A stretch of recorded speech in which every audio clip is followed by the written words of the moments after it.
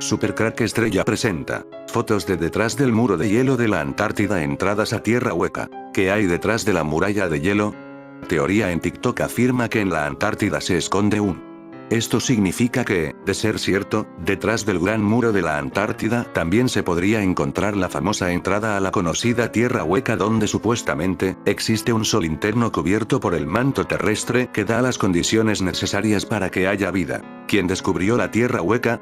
Inge Lehmann. Fue la sismóloga danesa, Inge Lehmann, quien en 1936 desmontó la teoría de la tierra hueca, concebiendo la estructura actualmente en vigor, en la que existe un núcleo, que es la parte sólida que se sitúa en el centro de la Tierra y que está dentro de otra parte líquida. ¿Qué se sabe de la tierra hueca? La ciencia de la teoría de la tierra hueca propuso que el manto exterior contaba con un espesor de 800 kilómetros, y que dentro de este se escondían dos mantos más con un núcleo central. Cada una de estas diferentes capas de la Tierra está separada por una atmósfera y cuenta con su propio polo magnético. La altura del muro alcanza hasta los 50 metros de altura y tiene un área aproximada de 487.000 kilómetros cuadrados. Además, la ubicación y dimensión de la misma han hecho que poco se sepa de este lugar, lo cual dio pie a la creencia de que, al cruzarlo, se podría encontrar un mundo inexplorado. Según relatos griegos que hablan sobre mundos separados por muros enormes de hielo, se ha teorizado que detrás de este pueden existir otros mundos.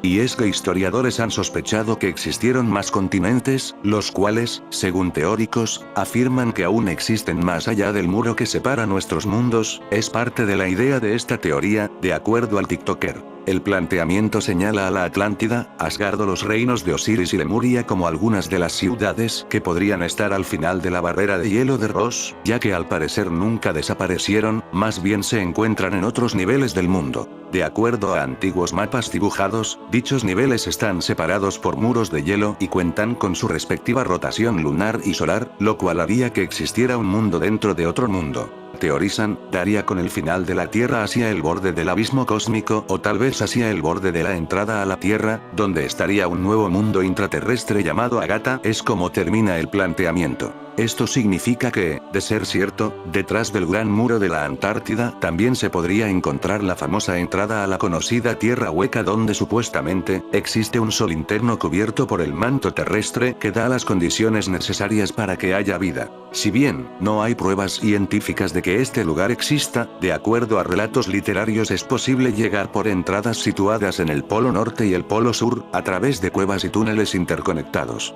Mediados del siglo XIX, en una de tantas conferencias de su triunfal gira, el inglés Samuel Rowbotham defiende con ahínco la hipótesis de que la Tierra es un círculo plano. En su peculiar modelo del mundo, el polo norte está en el centro del mapa, y la Tierra se extiende hasta unos confines que la separan del espacio por una muralla de hielo, la Antártida, un continente que según él tiene forma de anillo y rodea a todos los demás continentes, evitando que los océanos caigan por los bordes y se viertan en el espacio. Ha diseñado muy bien su teoría, que es científicamente absurda, pero muy convincente de cara a un público no demasiado exigente. En esta ocasión, como en tantas otras, sus seguidores y muchos curiosos indecisos asisten con asombro a su exposición y aplauden con fervor. Hasta que un espectador se levanta y formula una pregunta sencilla. Si es verdad que la Tierra es plana, ¿por qué cuando un barco se aleja de la costa vemos que el casco desaparece de la vista antes que el mástil? Rowbotham, por lo general ingenioso y rápido a la hora de enfrentarse a los descreídos, nunca había pensado en esto y se queda en blanco. Aterrorizado, abandona el escenario a toda prisa y sale corriendo del recinto. Pero esto no detiene su cruzada. A fin de cuentas, una mala tarde la tiene cualquiera y él cree que ha perdido una batalla, no la guerra. Volverá a la carga con más y mejores argumentos. Los pocos espectadores sensatos que acuden a sus charlas empiezan a bombardear a las instituciones científicas con cartas repletas de indignación y preocupación. Las absurdas tesis de Rowbotham están empezando a calar entre los sectores más crédulos de la audiencia. Lo peor de todo, parece haber encontrado una manera de probar, mediante un procedimiento empírico, que la Tierra es plana. Y no es un procedimiento secreto. Mucha gente lo ha visto con sus propios ojos. La idea de que la Tierra es esférica se remonta a la antigua Grecia, donde Pitágoras, Parménides o Hesíodo la defendieron. Eratóstenes llegó a estimar el diámetro de la esfera con un margen de error más que aceptable si consideramos los instrumentos de los que disponía. Pero siempre hubo gente que encontraba esta idea contraria a la intuición. El concepto de una tierra plana fue popular durante muchos siglos. Mucha gente creía que al final del mundo había un abismo donde las aguas se precipitaban hacia el vacío, o donde habitaban monstruos colosales. Según algunos, allí podía encontrarse el mismo infierno. Pero a mediados del siglo XIX la ciencia estaba demoliendo los conceptos basados en la religión o en mitologías supersticiosas, y la gente empezaba a acostumbrarse a la idea de que cualquier afirmación sobre un fenómeno necesita pruebas o, por lo menos, descripciones más o menos razonables. Así pues, incluso el más entusiasta terraplanista necesitaba explicar ciertas cosas. Para empezar, ¿por qué motivo los océanos no se vaciaban al derramarse masivamente por los bordes del disco terráqueo? Pero eso no sucedía. El nivel de las aguas se mantenía estable. Ni siquiera se percibían corrientes que indicasen que el agua del mar estaba fluyendo hacia los supuestos bordes del disco. En siglos anteriores había sido habitual imaginar una bóveda o esfera celeste que encerraba el mundo plano a modo de frasco. Las paredes de la bóveda se unían a los bordes del disco terráqueo, impidiendo así que los mares se perdiesen en el éter. Pero cuando las observaciones astronómicas contradijeron la existencia de una esfera celeste, se requería del puro milagro para describir un mundo rodeado de colosales cascadas que no se agotaban nunca. Además, durante la Edad Media y el Renacimiento, la navegación y el estudio de los cielos fueron convenciendo a un número creciente de estudiosos de que la Tierra era esférica, como habían asegurado algunos eruditos antiguos. A finales del siglo XV, Cristóbal Colón descubrió un continente cuando intentaba llegar a Oriente viajando por un mundo que suponía esférico, y en el siglo XVI Magallanes y Elcano circunnavegaron el globo, ofreciendo así una demostración empírica de la esfericidad del planeta. En el siglo XVII, la Tierra esférica era ya indiscutible para cualquier erudito que prestase atención a la evidencia. Y en el siglo XIX, quienes negaban esta idea eran vistos por los científicos como individuos supersticiosos e ignorantes. Pero Samuel Roubotan no se consideraba un ignorante. Él estaba decidido a probar que, si las sagradas escrituras describían la Tierra como un círculo plano, no cabía discusión al respecto y de algún modo debía ser posible obtener pruebas. La idea, decía él a sus amigos, le había hipnotizado cuando era niño. El estudio de la cuestión le hacía sentirse más seguro de su creencia.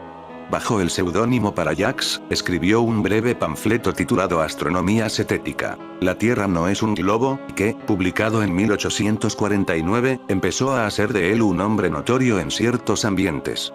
El término cetético provenía de la antigua filosofía escéptica griega, y en origen describía a aquellos pensadores que se aproximan al estudio de la realidad con una mente abierta y sin constreñirse a las posturas dogmáticas mayoritarias. Parallax, pues, se tenía por un libre pensador. Cosa contradictoria, porque el empeño en desmentir lo que él consideraba el dogmatismo científico imperante estaba motivado por su propia creencia en la infalibilidad de la palabra de Dios en materia geográfica y cosmológica. Pero él no se detenía a analizar estas menudencias. Eso sí, pretendía convertir su visión del mundo en un paradigma científico. No le servían los viejos mitos sobre lo que había en los límites del mundo, las cascadas, los abismos infernales, las criaturas colosales, todo aquello era material risible al que ningún caballero culto, ni siquiera un ferviente cristiano, debía prestar atención. Si Dios había construido un hogar plano para la humanidad, pensaba Parallax, las evidencias tenían que estar ahí. Su gran idea, el tronco central de su peculiar cosmología, era por supuesto la de que el hielo antártico era el límite, lo que impedía que los océanos se derramasen. Más allá del anillo exterior antártico no había nada, salvo el vacío del espacio. Por eso nadie había conseguido circunnavegar el continente antártico sin perder de vista los hielos. La circunferencia del congelado muro exterior era de tal longitud que se necesitarían años y años para recorrerlo. Ningún barco ha tenido esa capacidad, y quienes creyesen haber navegado alrededor de la Antártida, o haber estado a punto de hacerlo, sin duda se habían desviado de su camino porque, ¿quién podía estar seguro de haber rodeado el continente helado sin divisar en todo momento la costa? Aseguraba que los marinos podían navegar porque sus mapas eran planos. Si se guiaban por ellos sobre una tierra esférica, sería inevitable que se perdiesen o terminasen encallando en algún arrecife. Como se puede comprobar, las nociones geográficas de Parallax eran, por decirlo de manera suave, un tanto exóticas. Una de las causas de su éxito popular fue que realizó un experimento para demostrar su tesis y, al menos en ausencia de ciertos conocimientos específicos, el experimento funcionaba. Todo lo que necesitaba era una superficie de agua estanca, lo bastante larga como para notar en ella aquella curvatura de la Tierra en la que él no creía. Encontró el lugar ideal, un canal de casi 10 kilómetros de longitud, llamado Bedford, que estaba cerrado y no recibía ni perdía agua, por lo que la superficie era totalmente estable. Parallax hizo los cálculos pertinentes. Si la Tierra era plana, desde un extremo del canal, con ayuda de un telescopio, debería poder divisar un bote anclado en el extremo opuesto. Por el contrario, si la Tierra era esférica, el agua estancada seguiría esa forma y el horizonte, al curvarse, ocultaría la embarcación. Hizo la prueba. Pudo ver el bote en el otro lado. Extático, anunció su descubrimiento. El mundo era plano, no una esfera. Él lo acababa de demostrar. Parallax invitaba a la gente a comprobar el resultado, y en muchas ocasiones, en efecto, podía verse el bote. La noticia empezó a correr de boca en boca. Seguro de su victoria sobre los etarios popes de la ciencia topográfica que imperaba en la academia, publicó un anuncio para revelar la verdad y ofreció 500 libras a quien consiguiera probar que el mundo era esférico. Una cantidad considerable, alrededor de 50 o 60 mil euros actuales, que atestiguaba la indestructible confianza que los seguidores de Parallax tenían en sus teorías. El dinero lo había puesto John Amden, un adinerado pastor protestante, descrito por algunos contemporáneos como un tanto simplón, al que Rowbotham había engatusado, vendiéndole los manuscritos de sus cálculos y estudios por más de 150 libras de la época.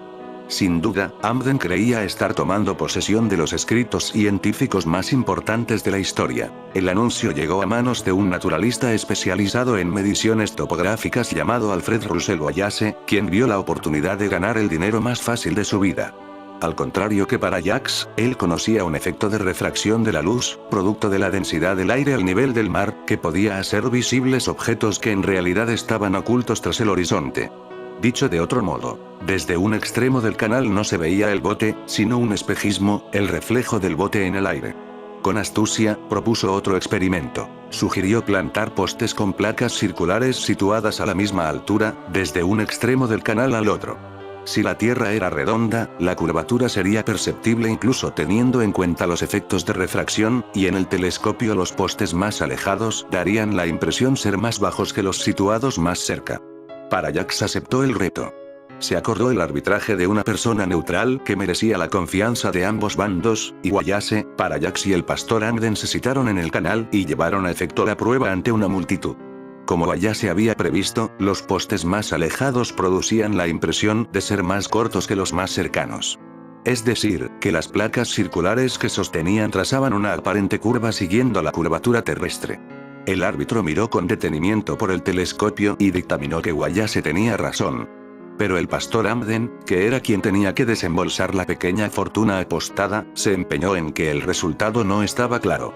Miró por el telescopio y puso toda clase de excusas, señalando cualquier detalle como una prueba de que el experimento no demostraba nada. Las profecías de las cartas del tema de la Antártida. Illuminati es un juego de cartas, juego de baraja de colección, creado por el estadounidense Steve Jackson en 1982.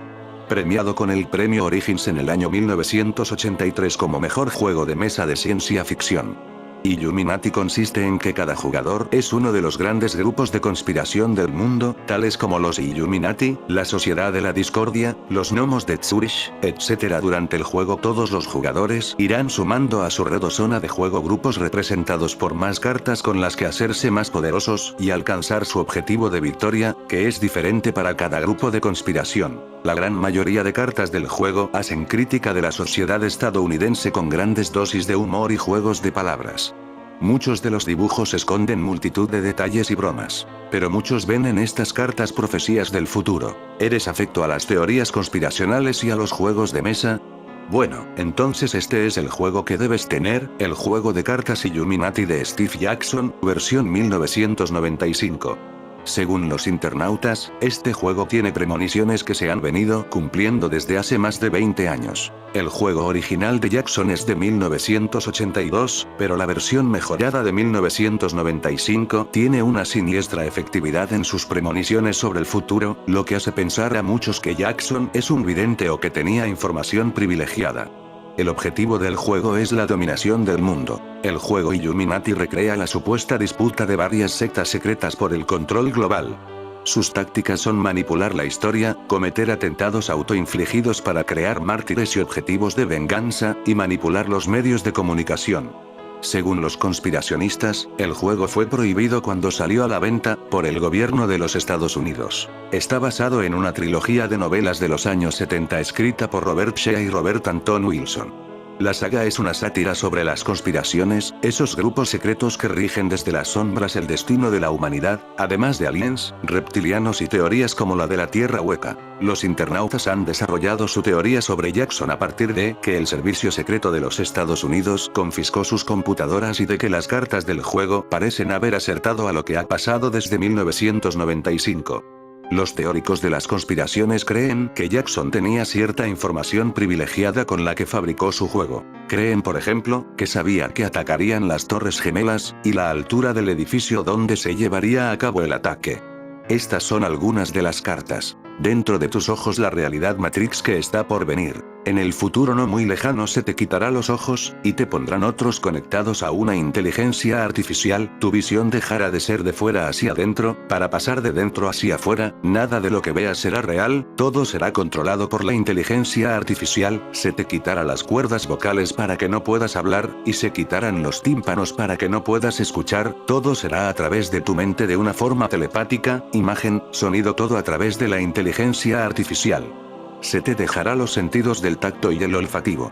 Podrás caminar y pasear por las calles sin problemas, ya que un sistema GPS estará conectado a través de la inteligencia artificial y la visión que te proporciona está dentro de tu mente. Sentirás un poco de mareos al principio, ya que en cierto modo vivirás encerrado dentro de ti, encerrado en tu mente y encerrado en lo que la inteligencia artificial quiera que tú veas, un mundo todo artificial donde nunca sabrás si lo que miras es real, o solo una recreación de la máquina conectado a tus sentidos y mente. Será en cierto modo como en la película Matrix, solo que no estarás encerrado en una cápsula conectado de cables mientras vives una ilusión y las máquinas se alimentan de ti como si fueras una pila, estarás encerrado dentro de ti, encerrado en tu cuerpo y mente. Terraplanistas. Illuminati tarjeta plana terrícolas. La gente se ríe, pero los terraplanistas saben algo. Para su acción, puede tirar 2 dados. Si tu rollo es igual o menor que el número de lugares que controlas, la extraña geología alternativa de los terraplanistas los ha llevado a un golpe de oro, y puedes dibujar tantas cartas de la trama como el número que rodaste. En este mensaje nos están diciendo que la gente y los medios de comunicación se ríen de los terraplanistas. Algo que es cierto 100%, pero el mensaje dice también pero los terraplanistas saben algo. Eso que saben los terraplanistas y es cierto es el muro de la Antártida que nos separa de otras tierras. El muro de la Antártida es lo que las élites quieren esconder al mundo. El muro de la Antártida existe, y como la teoría de la Tierra plana habla de ese muro la hace peligrosa esa teoría. Otra referencia a la Antártida en las cartas es la carta, el cerebro de Hitler. Cartas Illuminati. Hitler cerebro no está exactamente vivo. Pero no está muerto. Y podemos sentir sus sueños. ¿Fue él mismo iluminado? No estás autorizado para eso. Pero el cerebro malvado miente tramando, retorciendo las almas a su alrededor. Dibuja una carta de trama extra, u oculta todas tus parcelas expuestas, cada vez que destruyas un grupo. No puedes tomar el control de ningún grupo pacífico mientras tengas el cerebro de Hitler. En esta carta nos están diciendo que el cerebro de Hitler se mantiene vivo con algún tipo de máquina y se mantiene en secreto en la Antártida donde los nazis asentaron ciudades secretas. Hay una carta de una persona que se parece a Volodymyr Zelensky, la carta se llama Oye Norte. Cartas Illuminati Oye Norte. Tiene +8 para el control directo de cualquier grupo de medios conservadores. Hay una carta que habla de la apertura del pozo del abismo y de los 3 días de oscuridad, la carta se llama Plaga de Demonios. Cartas Illuminati Plaga de Demonios. Desastre. Este es un ataque instantáneo para destruir cualquier lugar excepto uno enorme. Debes pasar una acción de un grupo mágico. El poder del ataque es 10, más el poder del grupo que convoca a los demonios. Si el ataque tiene éxito, el objetivo queda devastado. Si el rollo de Troquel tiene éxito en más de 5, el objetivo se destruye por completo. Alternativamente, gasta esta carta por +10 para destruir cualquier grupo mágico. En fin amigos de Supercrack Estrella, si el video te gustó pulgar arriba.